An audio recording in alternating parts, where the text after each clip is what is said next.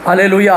और एक बार प्रभु यीशु मसीह के महान और सर्व सामर्थी नाम से आज के इस नए दिन के लिए मैं प्रभु का धन्यवाद देता हूँ।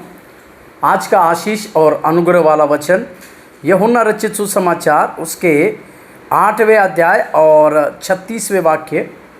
यूहन्ना रचित सुसमाचार उसके 8वें अध्याय और 36वां वाक्य, जहाँ लिखा है, इसीलिए यदि पुत्र तुम्हें स्वतंत्र करेगा तो सचमुच तुम स्वतंत्र हो जाओगे।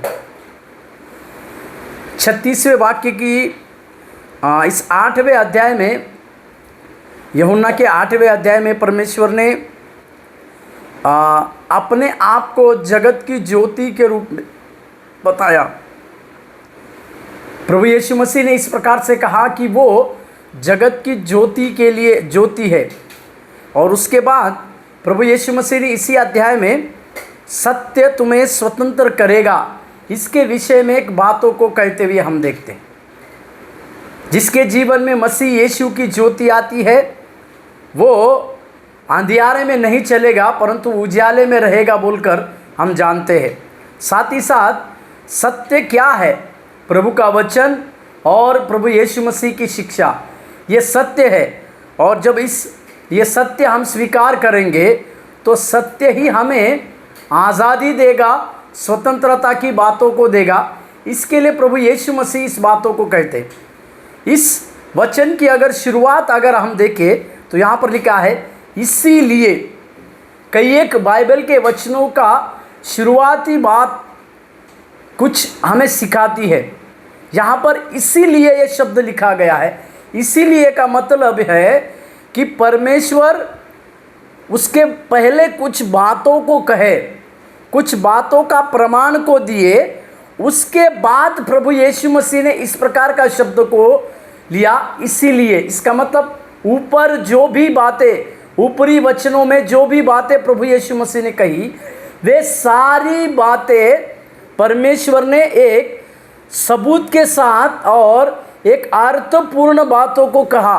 और उस सारी अर्थपूर्ण बातों को कहने के बाद प्रभु यीशु मसीह 36वें वचन की शुरुआत इसीलिए इस शब्द से कहते। इसीलिए के आगे कुछ बातों को परमेश्वर ने रखा कि यदि पुत्र स्वतंत्र करेगा। इसका मतलब कुछ लोगों को जो यीशु मसीह की शिक्षा को अपनाएंगे, जो यीशु मसीह के वचनों के ऊपर अपने जीवन को जीने के लिए पर्याप्त बातों को करेंगे, उन्हें जो पुत्र की बातों को मानेंगे, और जब पुत्र की बातों को मानेंगे तो पुत्र उन्हें स्वतंत्र करेगा। इसीलिए पुत्र के द्वारा एक स्वतंत्रता की बातों को परमेश्वर हर एक के जीवन में देना चाहता है। और आगे जब पुत्र उन लोगों को स्वतंत्र करेगा तो वे सचमुच स्वतंत्र होंगे बोलकर प्रभु यीशु मसीह ने यहाँ पर ठोस बातों को कहा। मेरे प्यारों, आज के सवेरे के समय में हम उस पुत्र के द्वारा, प्रभु यीशु मसीह के द्वारा स्वतंत्र हुए हैं। और इसी के लिए कोई बंधन की बातें या कोई अंधकार की बातें हमें फिर से गुलामी में नहीं रख सकती। इस बातों को आप और हम समझे और अपने जीवन की शुरुआत करने पाए। प्रभु आप लोगों को आशीष दे। धन्यवाद।